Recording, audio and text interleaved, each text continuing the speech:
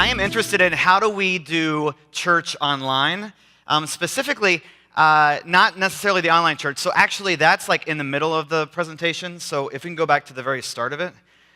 Thank you so much. I want to give a shout out real quick. Two things. One is that they have continual coffee here, like the entire time. Did y'all know this? So like at 1:30, at 2 o'clock, at 2:30, there's still coffee out there. That's incredible. What's that? I love it. And actually, I'm new Lutheran, so this is a good thing for me. I also want to give a quick shout out because of like work that I do specifically around social media. Thomas, Nyla, and Jay back there who are making this all possible.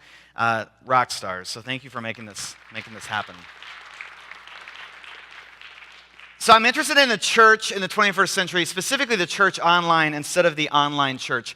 I'm using that specific. So I'm a Lutheran pastor in Baltimore, and we've been doing work the last year and a half on ministry that both happens face-to-face, but also ministry that happens online. So that online ministry is not necessarily online church, okay, but the church online. So I think it's, as people of God, we have a responsibility to make our presence known online. And I want to tell you why that happens specifically. This is so there's a tweet chat that happens every Tuesday night at 9 p.m. Eastern. This is the new Annie, by the way. She's incredible. And this is a meme. So when you take a picture and you put words on it, it's called a meme. And this says, that moment when you finally realize that what happens online is real. How many of you have ever gone online before in your life? Yeah? How many of you are online right this second? Okay. So this is my point. We are all online in one form or another, and no matter how much my dad hates it, it's still going to happen, right? It still continues to happen. And when we are online, our identity as Christians is out there for everybody to see. And so when they took a study just a few years ago of youth, and for them, youth is 15 to 25, they asked them who were non-Christians, said, what do you think about when you think of Christians? Their top three answers were judgmental, hypocritical, and anti-gay. I'll say it again. Their top three responses for when they think of the word Christian is judgmental, hypocritical, and anti-gay. Now, we have a lot of reasons why this is the case. And I just find them all over the place. I troll online to see the worst possible that Christianity has to offer, because I think that we specifically need to call that out so that we can offer something more engaging online, right? So read the Bible, it will scare the hell out of you is just one of those instances. This is from a movie called Saved. She's throwing a Bible, P.S., okay? So she's throwing a Bible and saying, I'm filled with Christ's love. Are y'all getting this? She's throwing a Bible and saying, I'm filled with Christ's love. Now, there are awesome things about Christianity, sometimes in the more shallow way. Another meme there of our brother Martin, I have 95 problems and the church is one. I'm up there in a small hamlet. I know that you in D.C. Don't know it very well. It's called Baltimore. And so on the left there, you shall not steal unless you are an Oriole on First. This is a church sign, right? Now, church signs out there on the highway, this one specifically is at a pretty busy intersection in Baltimore. And I love that they have signs that don't make me want to slap somebody, that it's actually interesting or engaging signs, because so many people see them when they're on the street or when they're driving by. Now, I think our online ministry is this times a million, right? So like, I don't know if you all remember, but when the internets first happened, right, it was called the Information Superhighway, or was that before even? Maybe the Information Superhighway is something even before that. I like to think of it as a highway because there's so many people on this highway now that we might as well have some big signs up there that are being a witness to who we are as people who follow Jesus. So the quote on the left there, the mark of an effective church, not how many people come, but how many people who live differently as a result of having been there. We don't have a building. We don't have butts and pews. We don't have numbers in that way. Now, we still meet in person, but our online reach is what I'm going to talk about, and I want that to at least get into your heads so that we can understand, and I'm sure that many of you already do, understand the reach of online ministry. Now, does anybody know what that thing is down there? Just one of them. That's called maps. What are all those things down there on the bottom called? Yeah, they're called icons. Thank you. Man, that's kind of awesome, right? So they represent something much bigger, right? They are a portal to a new environment. Who knows what I'm going to show next? right? So their Christian icons have the same purpose. And I think it's kind of amazing that we have this example back in our past that allows us to see what icons we're doing with right now. So Facebook, as of, I think, the beginning of this year, 1.23 billion active users.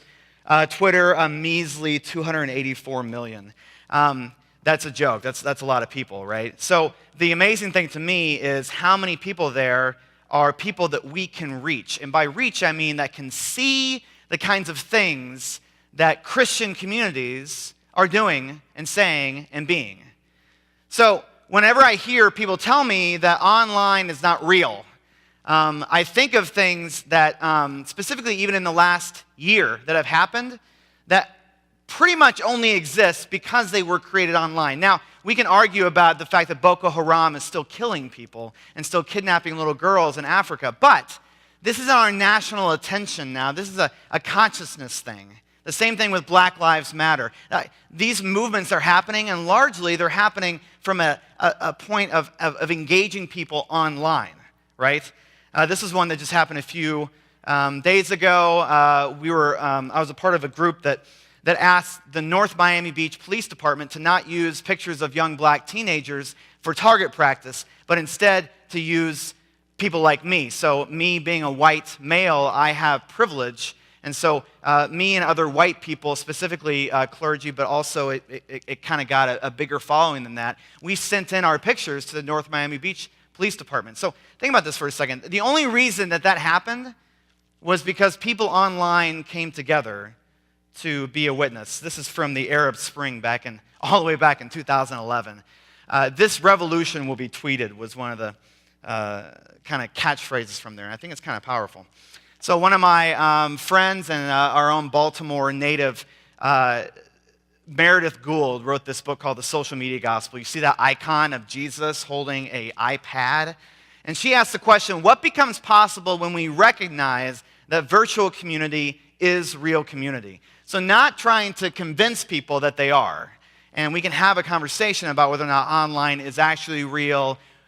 But if we just recognize that there are parts of it that are really happening and really happening right now, what becomes possible for us as people who follow Jesus to recognize that online stuff is happening all over the place? So Meredith took this prayer that's attributed to Teresa of Avila, and she changed it in a way that I thought was phenomenal. And it was so phenomenal that we create videos once a week as part of our online creation content up in Baltimore. So it goes beyond Baltimore. And so one of the videos that we created, I took this and I made a video.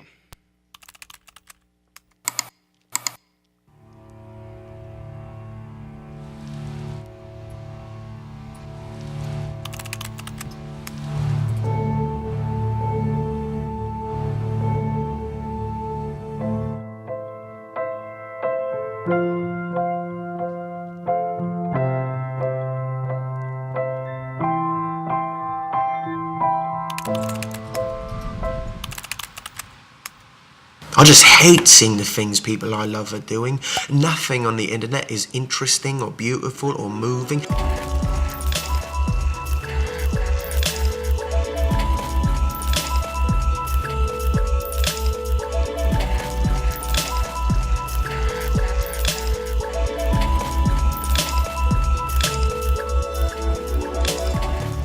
Poetry, beauty, romance, love. These are what we stay alive for. As the powerful play goes on and you may contribute a verse.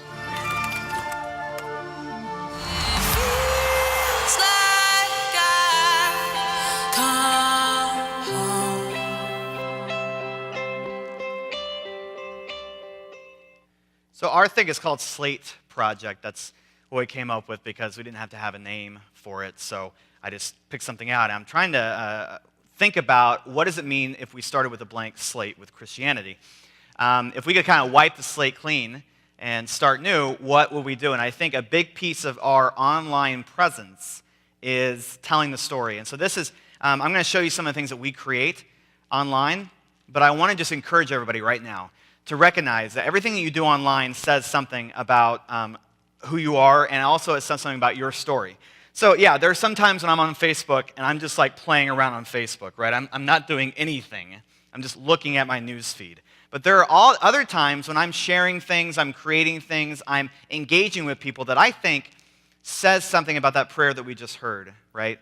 That says something about God and God's love. And so I think our presence online is a big deal, and sometimes we don't take it that seriously. So we do content creation. Now, on Thursdays, all across the world, they do this thing called Throwback Thursday, and they throw up that hashtag there, TBT. So, for instance, if I was a God-fearing Facebook user, I would put up this picture of me from a wedding 5 years ago. It's Throwback Thursday. There's me 5 years ago. Look how young and awesome I looked. And yay, Throwback Thursday, right? Now, we do the same thing. We use the same hashtag. And hashtags are basically just like digital bookmarks. When you click on it, hyperlink comes up. You see everybody who's ever used that TBT in the last 5 minutes, 5 hours, 5 days, whatever. So we do the same thing with our online content, except that we do ancient, amazing wisdom from ancient, amazing sources. So a lot of times it's quotations, although there are exceptions. This is a picture. I don't know if you've seen this before. This is a picture from a forensic anthropologist back in 2002, took bones from a first century Galilean peasant and used the technology at that time, which is pretty impressive, to create what Jesus may have looked like. I love using this picture of Jesus, especially with kids, because I have yet to see an actual, like, kind of an, what's the word? I have yet to see a picture of Jesus that actually looks like maybe he could have lived in the Middle East 2,000 years ago.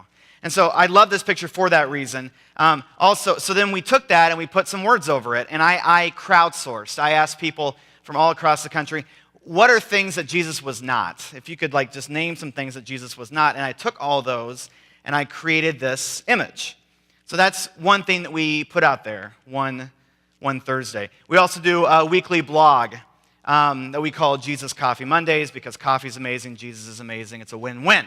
And so we create this blog, and this is just one of them that we created. The tagline up there is top 7 things people think are in the Bible that totally aren't. As of right now, this has got over 500,000 views. Just this one thing that was able to get traction. And the stuff that we do online matters, and we've been just doing this for about 1.5 years, but we have some traction. Unfortunately, a lot of times we use social media, especially in our faith communities, as a way to just say, hey, here's when worship is happening, or here's when we meet together for brunch, or whatever. What we're doing is trying to create online content that is an end in and of itself, okay? So we also do this thing called Slate Speak Saturdays. It's a digital sermon of sorts, and we do different things. So we have a Bible Unplugged thing where we take storytelling. We have Christians reading mean tweets. We have honest Christian trailers. A lot of these things are things that have gotten traction online that we're making our own. And I'm actually going to skip this video because I'm running out of time. And so, for instance, I trolled, I just put in the hashtag Bible one day on Twitter, and I ran across this woman here, Henri Fuentes. I don't know her, I've never met her before, I don't even know where she lives, but she tweeted out that being born gay is an automatic sin, and I do not believe the Bible because it's not something I did willingly, I cannot turn the right way. Okay, so I read that because I was doing ministry online, and I was trying to find mean Christian tweets. Well, here's a not a mean Christian tweet, but a tweet from somebody who had been hurt by Christianity. And so I responded to her online, right?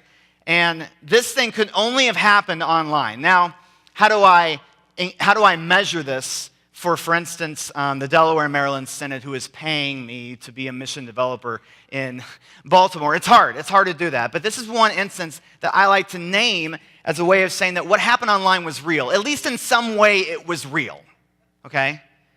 So then I just want to talk about reach real quick, because when people pick up your stuff, it's kind of amazing. Facebook right now, it will let you know how many people have liked your thing, how many people have shared your content, and then how many people it's reached. So this specific one, over 1,800 people saw this in their news feed. Again, hard to measure, but yet in some ways it's even more, I give more numbers to my people than some traditional parishes, because I know the number of people who have liked or shared something, who have watched it.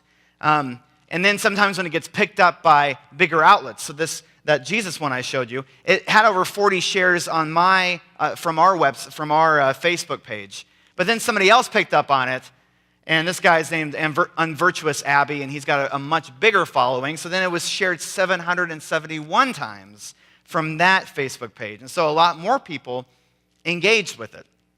And then we did this saying called, if Martin Luther quotations were motivational posters. Again, we're trying to create online content that at least offers up a different way of engaging with Christianity. I don't know if you know, Martin Luther had a potty mouth, right? He did not really like, it seemed like he didn't really like a lot of people. And so he would write to them, or he would write in his own letters. And so we took a lot of those quotes and we made them to be like motivational posters.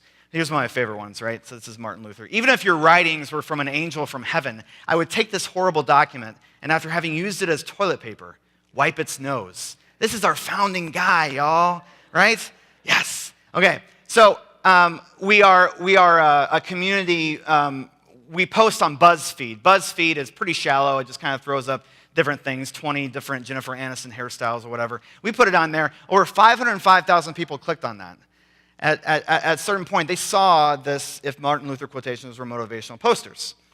And so then we hear from people who come back at us, who very much online in a public way have been letting us know that they appreciate the things that we're doing. Even Grace Logan Square up there on the top right, using one of our Bible Unplugged videos as a midweek Bible study. And so we're able to kind of track some of these things that people are saying or people are connecting with. And so we're trying to be a different Christian witness. Now, here's the deal. Everything that happens in this building here is an amazing, powerful thing. I'm not Pastor Karen Brow, so I'm not preaching in that way. But what I love about online ministry is that what happens here doesn't just stay here. So a lot of times I'm able to follow Karen's sermons because they're being tweeted out or they're being shared on Facebook outside of these walls. And I love that. And I think there's just a very untapped resource for us to really connect with what is happening in our churches and our faith communities, to go outside of these walls and to connect with people that we might never even meet and yet could really, really, really hear kind of a powerful message of God and God's love. Thank you for your time.